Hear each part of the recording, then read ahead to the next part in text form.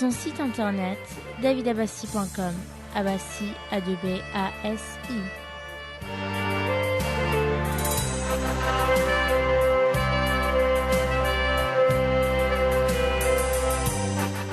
Comme vous le savez bien, depuis déjà plus d'un quart de siècle, grâce à la radio Ici et Maintenant et son fondateur, Didier Deplège, vous avez la parole et vous pouvez vous exprimer en composant le 08 92 23 95 20. 08 92 23 95 20.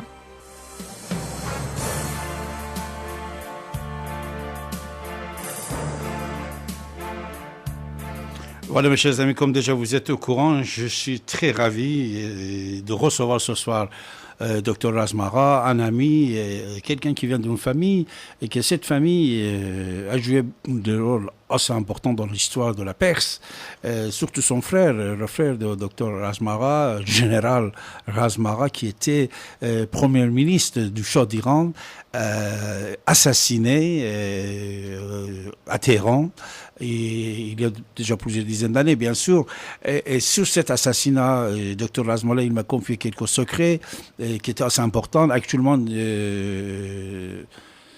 publié partout dans le monde, puisque c'est vrai qu'on avait parlé il y a déjà quelques années, mais récemment, certains médias aux États-Unis, ils ont pris notre interview qu'on avait fait avec Dr Razmara et le publié. Et depuis presque 2-3 semaines, on parle toujours de cette interview, de ce que Dr Razmara nous a dit concernant l'assassinat de son frère, l'ancien premier ministre d'Iran, général Razmara. Et bien sûr, après plusieurs années, plusieurs dizaines d'années, Dr Shapur Bakhtiar aussi, dernier premier ministre du Shah d'Iran, encore ami de Dr Razmara, a été assassiné ici en France. Dr Razmara était son ministre de la Santé et c'était la dernière ministre de la Santé du Shah d'Iran, parce qu'après, c'est Khomeini qui est arrivé en Iran, la révolution islamique. Alors la révolution islamique, mes chers amis, ça fait presque 34 ans en Iran, et plupart de vous, peut-être vous l'avez pas connu, vous l'avez oublié, vous étiez jeune, vous n'étiez pas encore né, et après 34 ans, nous constatons aujourd'hui, ici maintenant, dans le monde musulman, certaines révolutions, on dit, c'est révolution, on l'a nommé révolution printemps arabe.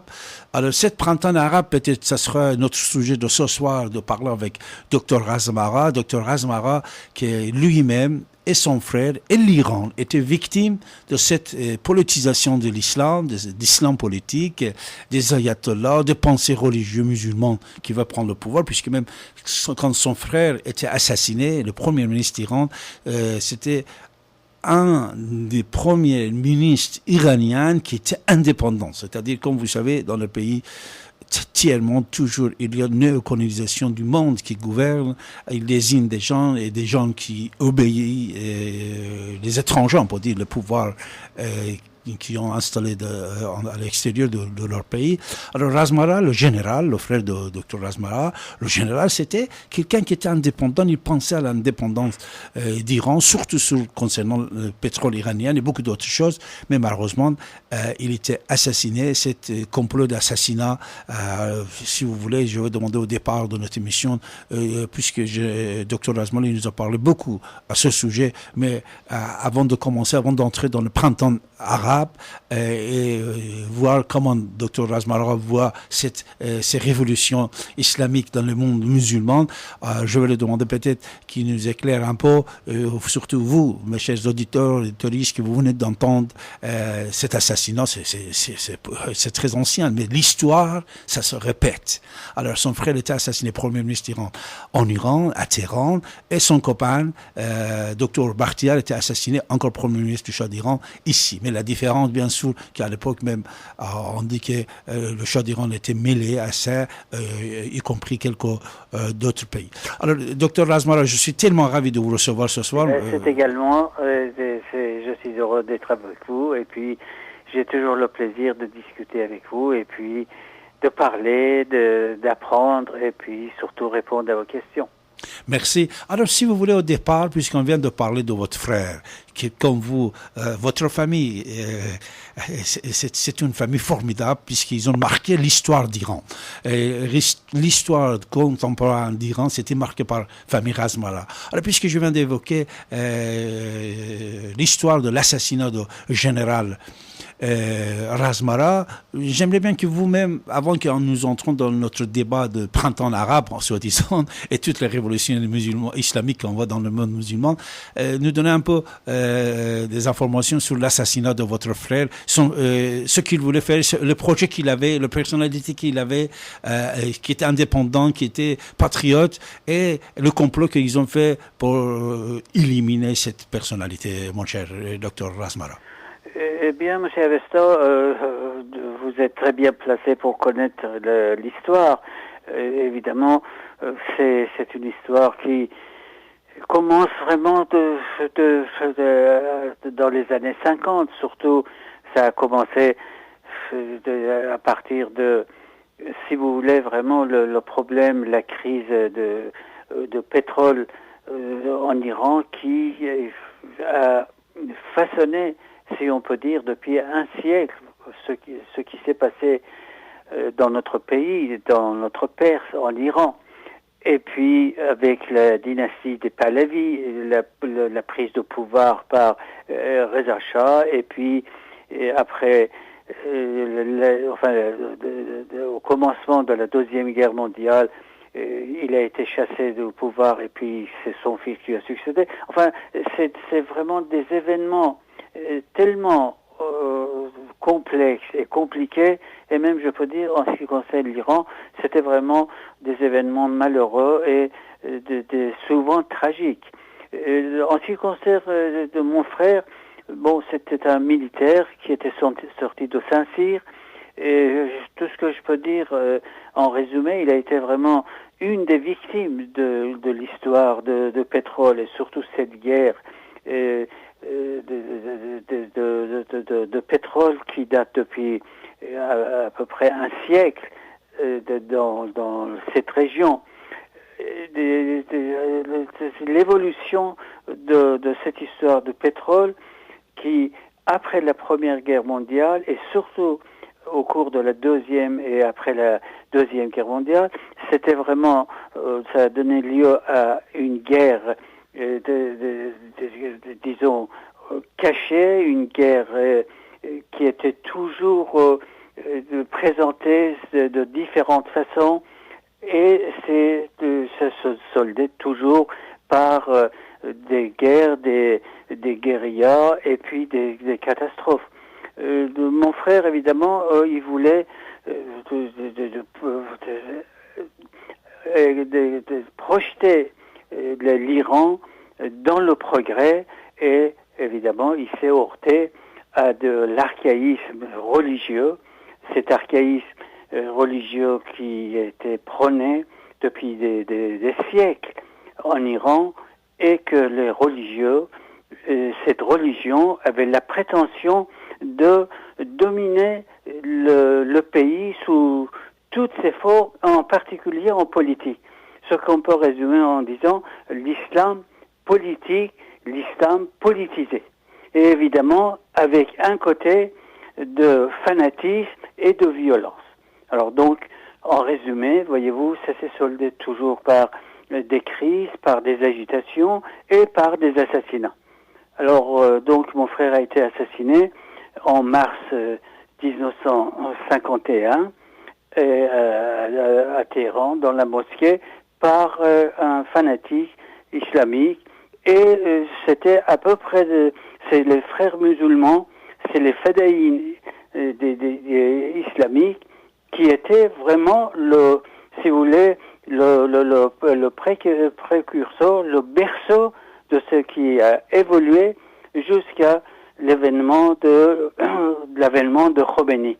Voyez-vous, en gros, voilà ce qui s'est passé en Iran. Cette religion archaïque s'est toujours opposé au progrès et à la démocratie vraiment à l'émancipation du peuple et en particulier les femmes. Alors donc, voyez-vous, en résumé, c'est comme ça. Et ce que je vois à l'heure actuelle, ce printemps arabe, bon, ça a commencé avec des choses qui ont été présentées d'une façon extrêmement, disons, détournée et faussée, et ça laisse beaucoup des questions et à des inquiétudes. Ce que nous voyons à l'heure actuelle, ce qui se passe alors en Égypte, écoutez, on ne sait pas vraiment si le peuple va retrouver sa liberté, va retrouver la démocratie. Est-ce que vraiment l'aile extrémiste de la religion musulmane, les salafistes, même vont permettre à l'aile modérée des frères musulmans? Tout ça donne vraiment à des questions qui, pour le moment, on ne peut pas répondre. C'est vrai. Alors, mes chers amis, vous écoutez votre radio ici maintenant sur 95.2 FM et bien sûr sur l'Internet dans le monde entier, ici maintenant.com. J'ai le plaisir ce soir de recevoir Dr Razmara, cardiologue, médecin et dernier ministre de la Santé de Shah d'Iran, de Shahpour Bakhtiar. Je veux saluer, docteur, votre femme, qui est depuis plusieurs dizaines d'années à votre côté, et toujours on dit, quand vous voyez un homme bien réussi, c'est grâce à sa femme. Tous mes respects pour madame, vos enfants. Et pourquoi, mon cher ami docteur Razmara, ce soir, j'ai voulu parler avec vous. Voilà. Exactement pour ça, pour ce que vous venez de dire. Écoutez bien, mes chers amis. Il y a déjà plus de 60 ans, un premier ministre assassiné en Iran dans une mosquée. Un premier ministre assassiné par un islamiste. Il y a déjà 60 ans. C'était le premier assassinat de l'islam politique, on peut dire, de notre époque. Et par le frère musulman iranien, comme il vient de dire Dr Razmara. À l'époque, le frère musulman, comme vous savez, le frère musulman a commencé en Égypte avec Sayyid Qutb. Alors, en Iran, il y avait une impression parmi certains ayatollahs, mullahs iraniens à l'époque. Alors, le premier assassinat politique que les frères musulmans créent en Égypte, ils font, c'est en Iran, et c'est par les ayatollahs iraniens, et bien sûr, néocolonisation était de ce coup-là. Aujourd'hui même, nous, il ne faut pas l'oublier, que même Khomeini, dès qu'il a commencé à politiser l'islam, son idole, c'était Sayyid Qutb, c'était le frère musulman égyptien, puisque les frères musulmans égyptiens, leurs idées, dès le départ, c'était de prendre le pouvoir politique. Prendre le pouvoir politique et gouverner au nom de l'islam et par Sharia l'islamie. Alors, il y a déjà plus de 60 ans, puisque c'est 60e anniversaire, on peut dire, de l'assassinat du général Razmara, le frère de Dr Razmara, qui est notre invité ce soir. Imaginez-vous qu'après presque 25 ans de cet assassinat, 6 ans de cet assassinat, alors, à l'époque, il assassine général Razmara, mais il ne peut pas, les islamites, prendre le pouvoir. Ils ont assassiné d'autres personnes également après, mais ils n'ont pas pu prendre le pouvoir. Mais avec Khomeini, 1979-80, il prend le pouvoir en Iran, et dès qu'il prend les islamistes le pouvoir en Iran, il commence à exporter cette révolution islamique dans les autres pays. Mais heureusement, à l'époque, il y a 34 ans, et les chefs des pays musulmans, ils ont écrasé rapidement les révoltes islamiques qui étaient dans leur pays, qu'il soit Hassan en Maroc, et qu'il soit même le père de Bachar al-Assad, Hafez Assad en Syrie, Saddam Hussein en Irak, en Jordanie.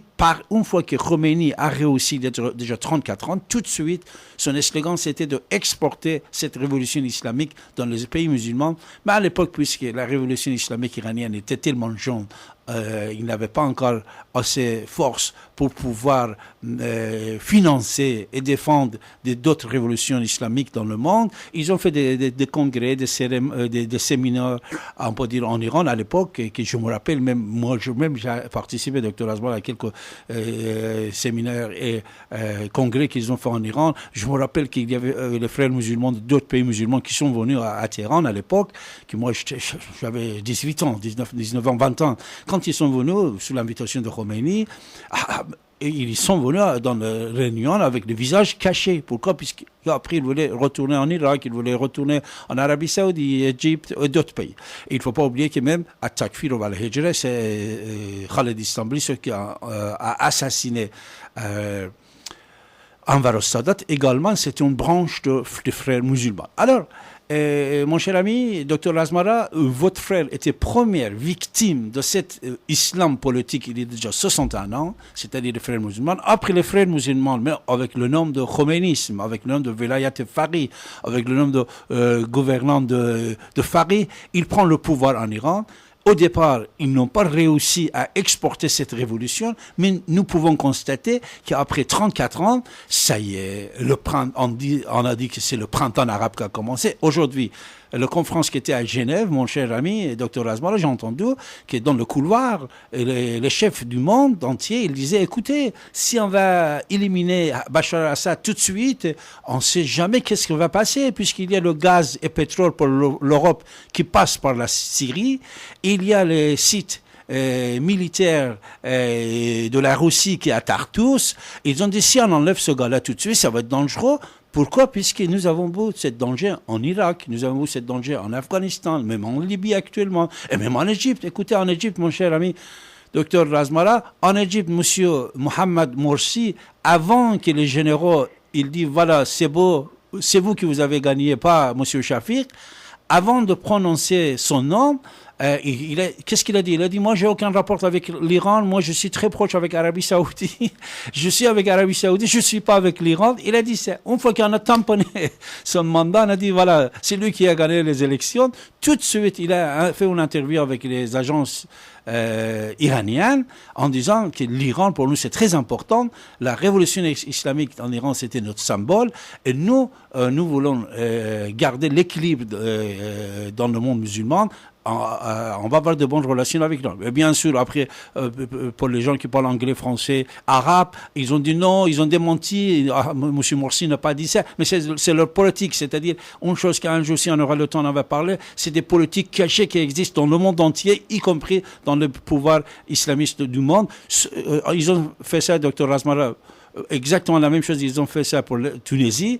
Tunisie, avant que les islamistes ils gagnent, qu'est-ce qu'ils ont dit? Ils ont dit aucun rapport avec l'Iran, aucun rapport, non, on ne va pas répéter l'Iran ici. Mais tout de suite, dès qu'ils ont gagné, regardez, le film qui a été autorisé, fait par les Iraniens, diffusé dans le monde entier, interdit et condamné. Et jour après jour, nous sommes en train d'entendre la laïcité que M. Bourguiba a installée, comment ils deviennent victimes des islamistes dans le monde.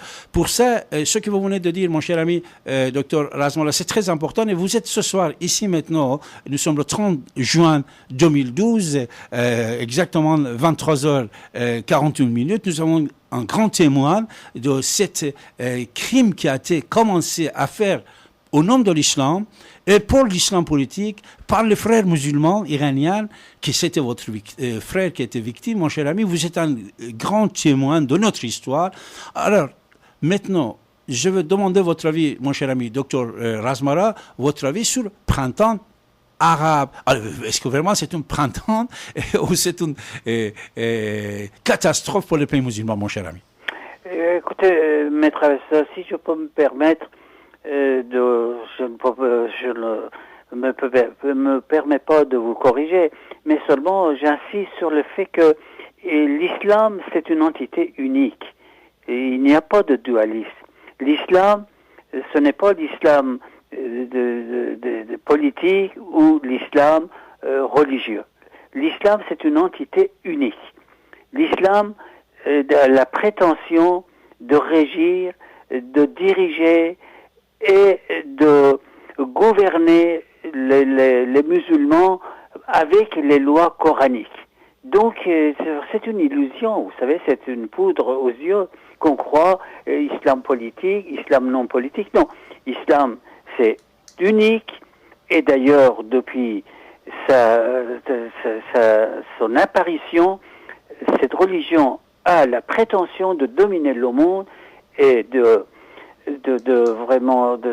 d'organiser la vie de l'homme, la vie de la société par les lois islamiques, les lois coraniques. Et voilà le problème, Maître Avesta. La question, il faut que les peuples musulmans ouvrent leurs yeux pour vraiment distinguer et reconnaître la nature, la vraie nature de l'islam. C'est ce qui s'est passé dans notre pays depuis vraiment la dynastie des Safavides, témoigne bien de ce que je viens de vous dire, et ce qui est actuellement est en marche sous le faux nom de printemps arabe, que sans être au printemps, ils sont arrivés presque au seuil de l'hiver. À chaque fois, ces principes religieux s'épanouissent, provoquent une révolution au nom de la liberté, au nom de la religion, et puis surtout pour, disons, le bien-être des musulmans. Et malheureusement, toujours ça se solde par un échec total. Alors, regardez ce qui s'est passé, ce qui était en train, tout en tenant compte que, par exemple, en Tunisie, quand même, il y a une classe qui est socialement très, très évoluée dans les 3 pays d'Afrique du Nord, en particulier la Tunisie, un peu moins au Maroc et en Algérie, et un peu encore moins au Maroc. Vous savez, derrière ces mouvements, derrière vraiment cette révolution, il y a toujours le vrai visage, la vraie nature de l'islam qui se cache.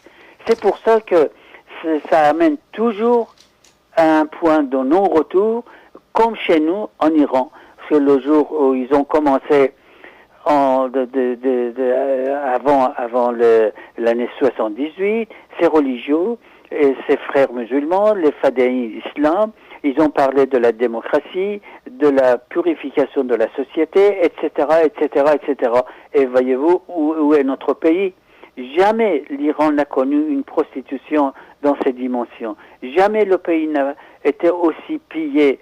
Jamais la corruption sociale était arrivée à ce point où actuellement se trouve l'Iran. Voyez-vous, Monsieur Avesta, il faut insister. Il faut que les gens acceptent, il faut qu'elles comprennent qu'il n'y a qu'un seul islam. Et que cet islam, depuis 637, qu'ils ont attaqué la Perse et ils ont ravagé un pays civilisé, ils ont la prétention de dominer le monde. D'ailleurs, vous avez vu leur axe politico-stratégique de contourner la Méditerranée et revenir. Et bon, alors heureusement ou malheureusement, ils ont été défaits ici à Poitiers par Charles Martel. Mais de toute façon, cet axe d'expansion, ça existe toujours. Et depuis un siècle, et surtout depuis Khomeini, nous assistons justement à la renaissance de cet axe d'expansion. Et même si vous avez entendu les prétentions des dictateurs islamiques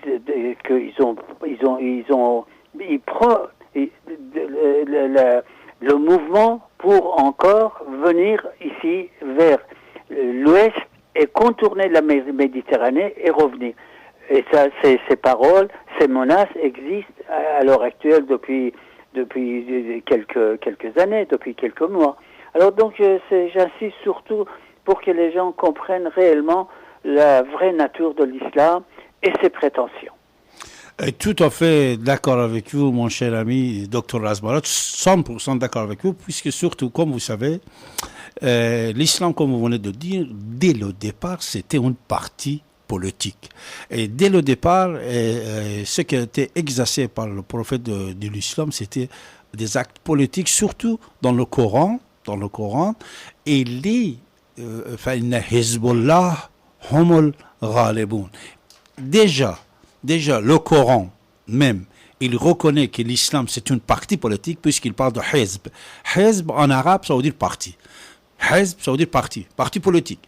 Hezbollah, Hezbollah, c'est qu'on entend directement c'est le parti de Dieu. Parti de Dieu, Dieu, en plus Dieu de l'islam. Excusez-moi de vous interrompre. Vous savez, c'est comme d'ailleurs toutes ces trois, les trois religions monothéistes. Voyez-vous, l'islam intervient dès la conception de l'être, c'est-à-dire dès que un homme et une femme se retrouvent pour se procréer, l'islam intervient jusqu'à ce que cet être qui vient au monde meure et qu'on le mette dans la tombe. Voyez-vous, l'islam doit régir, elle se donne le droit de régir la vie de l'être dès sa naissance jusqu'à sa mort. Et l'islam ne reconnaît pas, d'ailleurs, les prêches de Khomeini, ses prétentions, il ne reconnaît pas la vie économique, il ne connaît pas la vie sociale, il reconnaît pas de ça, il reconnaît seulement l'islam et les lois coraniques, et pire encore, parce que ça, c'est surtout chez les sunnites, mais chez les chiites, c'est les versets coraniques qui peuvent être interprétés de différentes façons et surtout de trouver des conclusions par les mollahs qu'on appelle qui sont les ayatollahs et qui sont à l'heure actuelle qui peuvent exprimer retirer des conclusions à leur façon des versets coraniques. Alors voyez-vous, encore c'est dans la branche chiite, c'est encore pire que dans la branche sunnite. Mais de toute façon, quoi qu'il en soit, je vous dis, Monsieur Avesta, qu'il ne faut pas séparer l'islam religieux et l'islam politique. L'islam, de par sa nature, de par sa naissance, c'est une religion politique. 100%, surtout pour confirmer votre parole de mon cher ami Dr Razmara. Vous savez, mais bien sûr de l'autre côté il fallait que je vous dise quelque chose. Malheureusement dans le monde occidental on peut dire, on ne connaît pas bien l'islam d'un côté, de l'autre côté, puisqu'ici vous savez mentir c'est grave. C'est vrai, peut-être de temps en temps, les politiciens, ils mentent. Mais jamais, on ne va pas croire qu'un religieux va mentir. Comme je viens de dire au départ de notre émission, toujours on tombe, et les Occidentaux surtout, ils tombent dans le piège des islamistes et ils croient ce qu'ils disent. Ça a commencé même avec Khomeini, Dr Razmara. Alors, Khomeini, quand il était ici en France, à Neuf-le-Château, il disait non, on ne va pas prendre le pouvoir. Vous-même, vous avez rencontré Khomeini, puisque vous avez des messages, si on peut en pas parler. Le peuple iranien et le monde entier, quand je dis le monde entier, même le journal Le Monde, ils ont constaté que Khomeini, c'était un menteur, puisqu'il a dit des choses ici à Neuf-le-Château, que quand il est retourné en Iran, il n'a pas respecté ses promesses. La même chose, comme je viens de dire au départ de notre émission, c'était fait par les islamistes qui ont pris le pouvoir en Tunisie. Après, on a pu constater qu'ils n'ont pas respecté leurs paroles avant l'élection. Et après l'élection, ils sont en train de faire la pression sur le peuple tunisien. Exactement la même chose, M. Mohamed Morsi, il a fait. Mohamed Morsi, avant que, puisqu'on a dit, on ne sait pas c'est qui a gagné les élections, mais pendant 48 heures... Mais M. Avesta, excusez-moi encore de vous interrompre, vraiment, parce que il faut insister.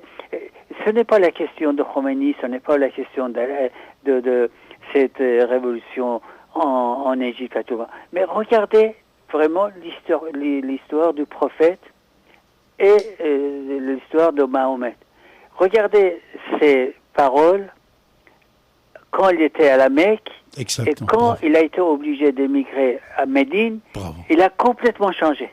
Complètement changé. Voyez-vous, c'est-à-dire que le prophète qui prophétisait, qui prêchait vraiment une religion pour faire évoluer les sociétés arabes de ce temps-là, ils enterraient les filles et tout ça pour faire une évolution.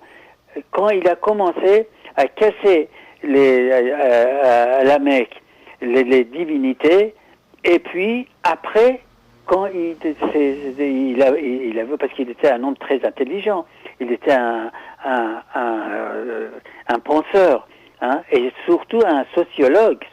Il comprenait un peu la mentalité des populations très arriérées. Bon, alors donc à la Mecque, avec ses prêches, avec ce qu'il préconisait, il a vu que ça ne marchait pas. Donc il a été obligé d'émigrer à Médine, et à ce moment-là, il est complètement changé. Si vous regardez tous ces leaders religieux, ils ont fait exactement comme lui. Regarde, Khomeini, c'en est un exemple. Quand il était à Rome, avant de devenir petit à petit vraiment contre le régime du Shah et de combattre le régime du Shah, et qu'il avait été chassé, il est venu ici d'abord en Irak à Nadjaf, et puis de là il est venu en France, ici à Neauphle-le-Château. Voyez-vous, tous ces dires, toutes ces prêches, tout ce qu'il disait, c'était vraiment à 180 degrés à l'opposé de ce qu'il a fait quand il est rentré en Iran. Ça, c'est une règle générale de tous ces leaders religieux qui se cachent derrière des principes humanistes, et puis quand ils prennent le pouvoir, ils font régner la terreur et le totalitarisme. Exactement, 100% d'accord avec vous, docteur Asmara. Mes chers amis, ce que docteur Asmara vient de dire, il y a un verset dans le Coran qui soutient cette parole, c'est-à-dire même le Coran, il justifie la parole de docteur Asmara, puisqu'il y a un verset dans le Coran qui dit « Makaru va makarallah, inna Allahi khayrul makirin ». Voilà, c'est-à-dire, il dit, docteur, macre, négrang, comment on peut le traduire en français? C'est la ruse. Bravo.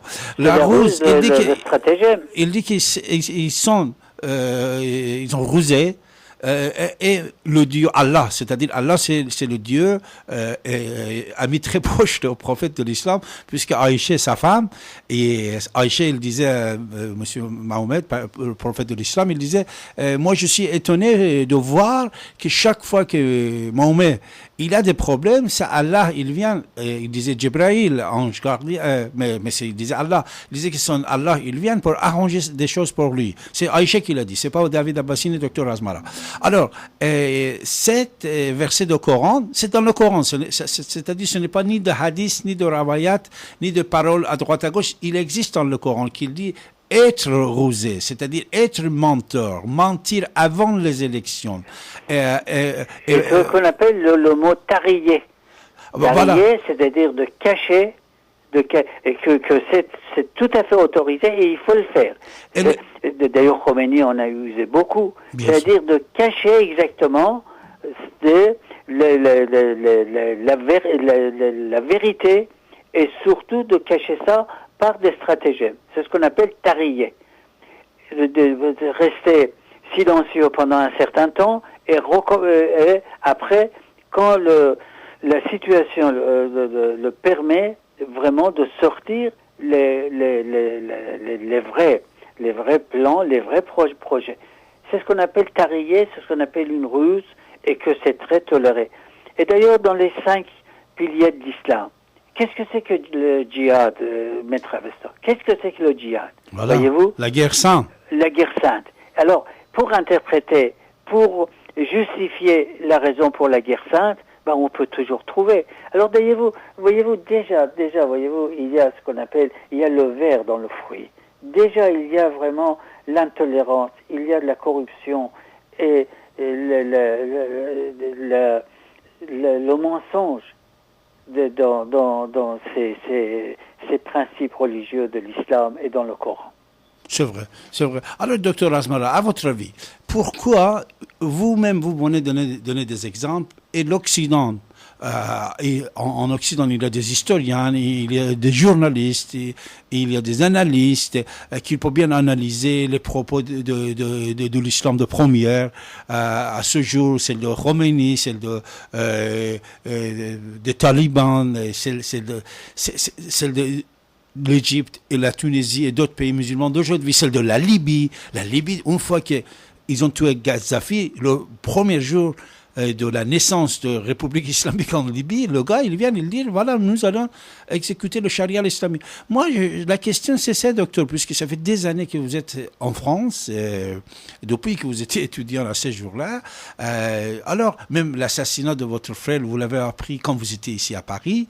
Je crois que, comme vous m'avez dit, je ne sais pas, Figaro ou François qui avait mis sur la première page l'assassinat de votre frère. Alors vous, docteur Razmara, que vous étiez depuis des années ici, alors comment ça se fait que l'Occident, toujours, il tombe dans le piège des islamistes et laisse le champ libre, ces gens-là, ils prennent le pouvoir.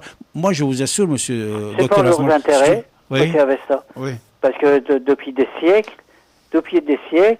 c'est l'Occident qui a utilisé à son bénéfice cette religion. Donc, écoutez, ce n'est pas, il ne faut pas aller chercher le midi à 14h. Hein. Ils ont bien... Écoutez, il y a deux groupes de ces penseurs et de ces écrivains, de ces journalistes et ces politiciens. Ou sont vraiment des imbéciles, que je ne crois pas, ou c'est vraiment par leurs intérêts de vraiment profiter d'être bien installés, bien ancrés pour leurs intérêts économiques dans ces pays-là.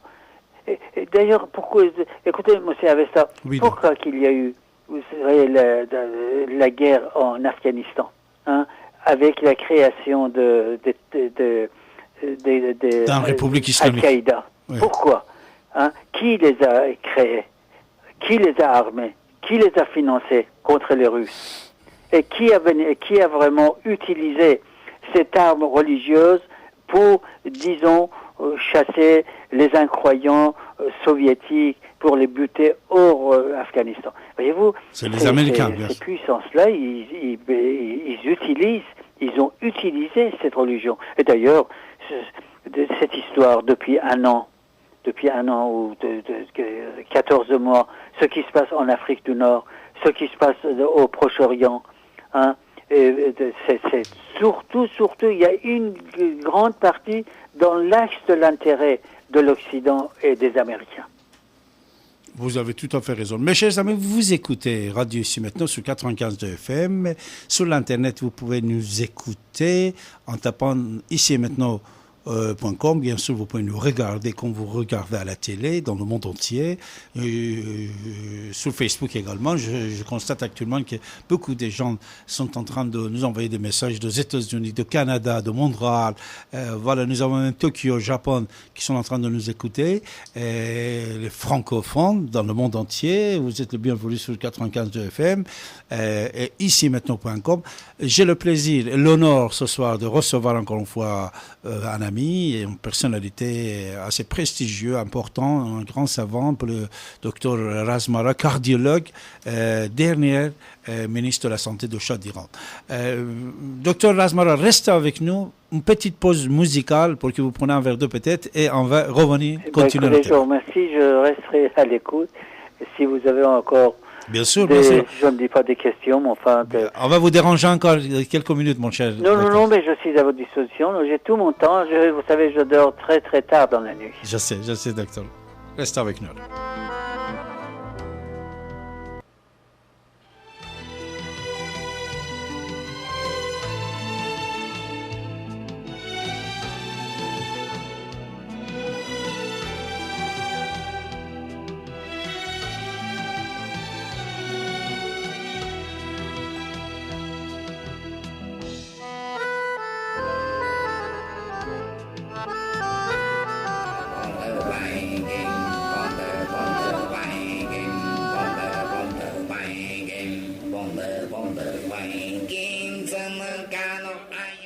Le fondateur de Radio Ici et Maintenant, Didier Deplège, vient de publier son premier ouvrage.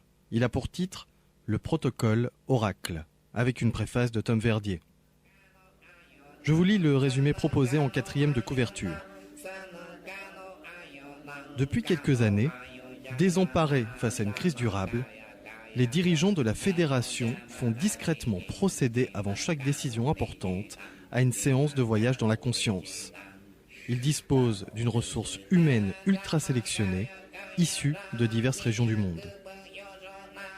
Ils se sont facilement laissés convaincre de s'inspirer des anciens. La démarche consiste, sans grande conséquence, à tenter de reproduire le schéma classique des oracles grecs. Le budget du programme, très inférieur à celui d'un seul avion de combat, est prélevé sur les fonds secrets de la présidence. Les dirigeants se sont laissés convaincre par un groupe de conseillers de tester une technologie moderne codifiée sous le nom de protocole Oracle, qui permet à une équipe de sensitifs d'explorer le futur. Les sessions ont lieu dans un bunker souterrain hautement sécurisé. Le protocole Oracle utilise une formule chimique classifiée et s'inspire largement des travaux du Dr Rick Strassman et de Terence McKenna sur la DMT, un agent naturel sécrété par la glande pinéale. Cependant, le pouvoir ne pouvait longtemps refuser à ses bienfaiteurs et alliés, leaders du CAC 40, de bénéficier d'une telle avancée technologique. La suite, c'est sur le http://protocole-oracle.com. Ce site internet vous offre la possibilité de commander le livre en ligne http://protocole-oracle.com.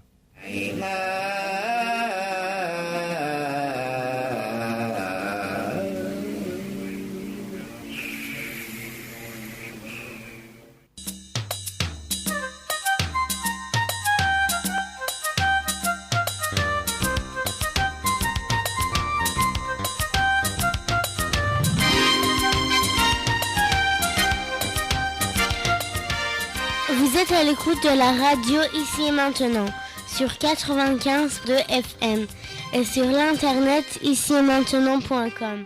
Monsieur Abbassi, écrivain et historien, est avec vous tous les mardis de 14h à 16h et tous les derniers samedis de chaque mois de 23h à 7h du matin. Et son site internet davidabbassi.com.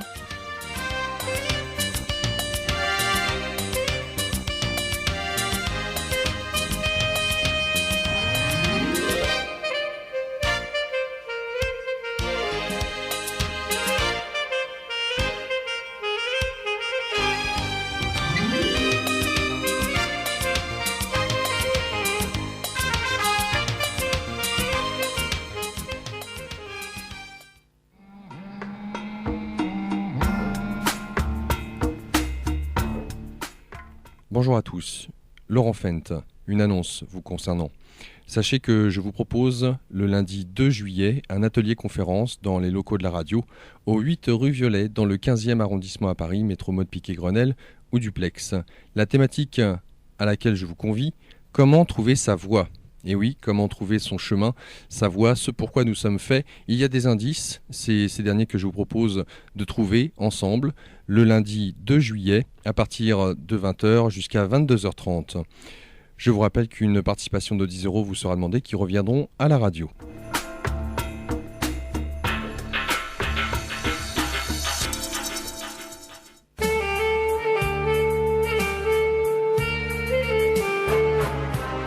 Vous êtes à l'écoute de la radio Ici et Maintenant sur 95 de FM et sur l'internet ici-et-maintenant.com. Monsieur Abbassi, écrivain et historien, est avec vous tous les derniers samedis de chaque mois de 23h à 7h du matin. Son site internet davidabbassi.com. Abbassi, A2B-A-S-I.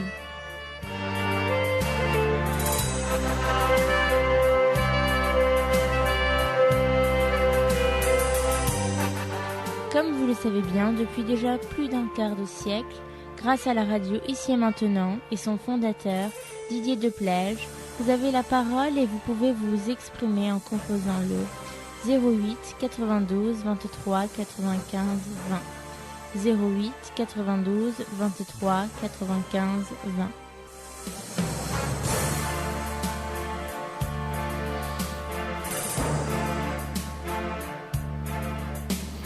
Et comme vous le savez déjà, j'ai le plaisir de recevoir ce soir Dr Razmara, médecin cardiologue, et écrivain, politicien et dernière ministre de la Santé du Shah d'Iran, ami très très proche de Shapur Bakhtiar qui a été assassiné ici en France. Voilà, on était en train de parler sur l'islam et la politisation de l'islam dès le départ à ce jour, bien sûr, et surtout l'idée des frères musulmans créée par Sayyid Qutb en Égypte il y a plus de 70 ans. Mes premiers assassinats, on vient de dire, c'était en Iran, premier ministre iranien, général Razmara, le frère de notre invité de ce soir, Dr Razmara. Et bien sûr, après 25 ans, 26 ans, c'est la révolution islamique d'Iran par un autre chef de frères musulmans, soi-disant Ruhollah Khomeini. Et à ce jour, que nous pouvons constater, cette révolte islamique, soi-disant des révolutions islamiques dans le monde musulman, et les frères musulmans qui sont en train de prendre le pouvoir dans les pays musulmans jour après jour. Et on a parlé d'être rusé, cette religion, soi-disant de ses chefs dès le départ, c'est-à-dire il dit quelque chose avant les élections, mais une fois qu'il prend le pouvoir, il change d'avis. Ça, c'était la même chose pour l'Algérie. Il ne faut pas oublier que Madani, Abbasi et Belhadj, quand ils ont pris là-bas le pouvoir, mais heureusement, on peut dire, les Algériens étaient tellement intelligents, les militaires, qu'ils n'ont pas laissé ces gens-là prendre le pouvoir. Mais ici, maintenant, aujourd'hui, nous pouvons constater qu'il avance jour après jour. Alors, docteur Razmara, mon cher ami, et comment vous voyez? Est-ce que vous voyez un danger pour les jours qui viennent, pour les années qui viennent, concernant cette prise de pouvoir par les islamistes dans le monde entier? Absolument. Absolument. Et surtout, je ne parle pas de notre région de Proche et Moyen-Orient, mais je vois surtout l'avenir de l'Europe occidentale et l'avenir de ce qu'on appelle la civilisation judéo-chrétienne. Écoutez, M. Abbasi, vous n'avez qu'à regarder. Écoutez, prenez l'exemple de petits pays, le Liban, le petit pays Liban. Hein, oui. Regardez que les chrétiens, oui, ils ont dirigé le pays, gouverné le pays, et évidemment ils ont commis beaucoup de fautes et qui s'est débouché sur la situation catastrophique au Liban et la guerre civile au Liban. Mais les choses ont changé quand il y a eu l'inversion de l'importance de la population. Les chrétiens qui étaient en majorité, ils sont devenus minoritaires. Pourquoi? Parce que le coefficient de natalité chez les chrétiens, chez les occidentaux, est bien inférieur à celui les musulmans et les Arabes. À l'heure actuelle, en France, on voit, le taux de natalité chez les Français chrétiens est 2,3, qui est encore le pays vraiment supérieur aux autres pays d'Europe occidentale. Tandis que c'est pratiquement 4,6 ou 4,8 chez les musulmans. Eh bien, écoutez, vous n'avez qu'à faire le calcul, vous verrez que d'ici 50 ans, il y aura une inversion totale de la population et fatalement, c'est eux qui vont dominer. Et n'oubliez pas, même Khomeini, parmi ses dires, il a dit, écoutez, soyez tranquilles, ce n'est même pas la peine de faire la guerre, hein, l'islam vaincra et l'Occident mourra par ses faiblesses. Voilà, monsieur Abbasi, c'est la réalité, la vraie réalité. Hein. Et alors donc, ici, regardez, à l'heure actuelle, en France, sur une population de 65 millions, ou à peine 65 millions, n'est-ce pas? Il y a plus de 6 millions de musulmans. Ben, écoutez, vous verrez que d'ici 30-35 ans, que cette population va dominer. Et encore, oui. Ça, ce n'est pas tellement la question inquiétante. Si vraiment la religion restait une raison personnelle, une façon une affaire personnelle, bon, c'était pas grave. Mais que, comme je viens de dire tout à l'heure, que l'islam, ce n'est pas l'islam religieux, c'est l'islam politique qui doit diriger le pays à tout point de vue. Voilà, monsieur Abessa, l'avenir est presque, disons, obscur, qui menace vraiment l'Occident et sur ce qu'on appelle la civilisation judéo-chrétienne. Bon, si cette civilisation doit disparaître, bon, c'est les forces, les problèmes de l'évolution, c'est l'histoire du monde qui évolue ainsi, je ne sais quoi dire. Mais la réalité qui plaise ou qui déplaise, la réalité est là. Et à l'heure actuelle, ce que nous voyons, c'est réellement une imposture qui cache ces mouvements, ces révolutions. Parce qu'il y a une chose aussi, surtout après la disparition du communisme, cet islam qui a la prétention de protéger les déshérités, les pauvres, les opprimés. C'est-à-dire, si vous voyez, c'est l'islam qui a remplacé les principes communistes. D'ailleurs, il y a eu beaucoup de chercheurs, même chez nous, qui ont assimilé le communisme et l'islam. Et vous en connaissez bien une partie de enfin, vous le connaissez, ces philosophes qui ont assimilé l'islam et le communisme, on appelle les marxistes islamiques. Comme Ali Shariat. Voilà. Alors donc, voyez-vous, cette imposture, pour moi, je me permets de dire ça, cette imposture qui cache les vraies raisons, c'est la ruse dont je viens de vous parler, et vous m'avez posé la question, l'avenir, moi personnellement, peut-être je me trompe, peut-être, et j'espère que je me trompe, mais je ne pense pas, l'avenir vraiment de l'Occident, l'avenir des peuples vraiment qui aspirent à la démocratie, à la liberté et au progrès, pour le moment, le minimum qu'on puisse dire, cet avenir est très sérieusement menacé. De toute façon, docteur, vous avez raison, puisque des grandes civilisations phéniciennes, Carthage, Nord-Afrique, Perse, l'Égyptien, Babylone, Assyrien, a été tombé au pied de l'islam depuis 1400 ans à ce jour. Docteur Asmar, comme vous savez, nous sommes habitués de prendre des appels et faire intervenir nos auditeurs. Les gens qui nous écoutent, ils ont la parole sur notre antenne. Écoutez, autant que je suis dans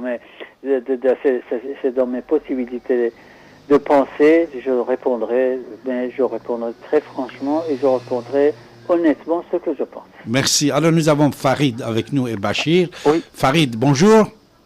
Bonsoir. Oui, bonjour. Bachir, bonsoir. Bachir. Bonsoir. Bonsoir. Alors, on vous écoute. Qui va parler d'abord? Bachir, on vous écoute. Allez. D'accord. Oui, donc par rapport à cet islam, à cette frange violente, parce que bon, il faut pas mettre tous les musulmans dans le même panier. Il y a donc, comme dans toutes les religions... Vous savez ça, j'entends très mal. Oui, je disais que cette frange violente de l'islam... Là, c'est bon? Vous m'entendez? Oui, je vous entends bien maintenant. D'accord. Il faut voir... la question, serait-il le mettre en parallèle avec justement cet Occident qui met en place un système qui lui est tout aussi violent, d'un système très matérialisme, donc une réaction, c'est-à-dire on le voit que là où grandit les franges islamistes violents, c'est là où les Occidentaux se sont accaparés des territoires pour s'approprier des richesses ou des minerais, de l'uranium et autres dans les pays. Et là, il y a une réaction violente face à un Occident qui agit violemment. Donc cette réaction violente et cela. Et effectivement, cette violence grandira de plus en plus tant que le monde occidental fera violence sur les différents pays. Donc il y a une réaction qui... est-ce que vous pensez de cela, vous? Écoutez, monsieur, cher monsieur, je suis tout à fait d'accord avec vous. Ah. C'est ce que je viens de dire, c'était vraiment pas, c'était pas pour défendre vraiment les fautes et les crimes de l'Occident au cours des siècles. Je suis tout à fait d'accord avec vous. Vous savez, la violence engendre la violence, cher monsieur. Je suis tout à fait d'accord avec vous. Et ce qu'il a fait vraiment le terreur, disons, le milieu propice pour l'évolution de cet islam politique et cet islam violent, justement, monsieur, vous avez raison, c'était la violence, les exactions des Occidentaux qui ont été violents avec les populations qui engendraient justement la réponse violente. Donc, cher monsieur, je suis tout à fait d'accord avec vous. Bon, ben, je vous laisse, Farid, et puis je vous écoute à l'antenne. Merci. Merci, monsieur, de m'avoir posé cette question. Au revoir. Alors, Farid, on va vous écouter, Farid. Oui, bonsoir. Bonsoir, Farid. Moi, je voulais poser une question à votre invité, là. Écoutez, cher monsieur, je vous entends très mal. Ah, je voulais juste vous poser une question, là. Monsieur Avesta, de corriger un peu l'émission de... Voilà. Là, vous m'entendez, là? Farid, si vous pouvez parler un peu plus fort, s'il vous plaît. Allez. Alors, moi, je trouve une façon offensive, là, par rapport à l'islam, par rapport à... C'est-à-dire, si on parle politique, islamo-politique, quand il y a des partis politiques islamiques qui gouvernent, vous n'êtes pas d'accord. Quand il y a des partis démocrato-chrétiens et tout ça, vous êtes d'accord. Mais non, absolument pas. Écoutez, monsieur, vous savez, je ne sais, vous me connaissez pas, mais monsieur Avesta me connaît. Moi, personnellement, je suis contre que la religion intervienne dans la vie politique. La religion est une affaire personnelle. La religion doit être respectée. C'est-à-dire, chaque religion doit pouvoir, chaque personne doit pouvoir vraiment avoir sa pensée, sa pensée spirituelle, sa religion, et qu'on le traite avec respect et déférence. Mais je suis contre que cette religion intervienne pour imposer ses principes à une autre religion. Voyez-vous, moi personnellement, je ne suis pas ni hérétique, ni athée, mais je suis laïque. Hein? Je crois à beaucoup de choses, voyez-vous, mais je pense que l'affaire religieuse doit être séparée de la vie politique. Je suis d'accord avec vous. La question, évidemment, quand on fait violence, ça engendre la violence. Mais pourquoi que une religion, n'importe laquelle, que ce soit la religion chrétienne, musulmane ou judaïque, à chaque fois que ces religions interviennent au nom de la politique, ça c'est mauvais, ça engendre la violence. Voilà, monsieur, voyez-vous, je ne défends pas des intérêts particuliers, ni parti pris pour une religion, ni pour une autre. Moi, personnellement, je suis laïque, mais je respecte toutes les religions, mais à condition que une religion ne se permette pas d'imposer ses vues à une autre religion. Et malheureusement, ça s'est passé au cours des siècles. Les chrétiens, ils ont voulu imposer, ça a engendré des guerres. L'islam a voulu imposer les siens, ça a engendré des guerres. Voilà ma réponse. Et les laïcs, pareil. Comment? Les laïcs, pareil. Comment les laïcs? Les laïcs, pareil. Non, écoutez, monsieur, moi je suis laïque, mais je n'impose rien. La religion avec... Non. Laïque, ça veut, vous savez, écoutez, laïque, ça veut dire que quelqu'un qui peut avoir vraiment la religion, mais que cette religion n'intervienne pas dans la vie politique. Moi, j'ai œuvré dans mon pays avec une personne qui était mon chef et qui était un homme politique et un homme laïque. Et il a toujours prêché ça. C'est-à-dire que il respectait toutes les religions, mais à condition qu'au nom de la religion, on n'impose pas des principes qui doivent régir la société et l'être et la vie de la société. Voilà, c'est la laïcité, c'est ça. La laïcité, ça ne veut pas dire l'athéisme ou être hérétique. Non, laïcité, c'est-à-dire que quelqu'un qui respecte toutes les religions, mais qui ne veut pas que ces religions interviennent dans la vie politique et sociale de la société et du pays.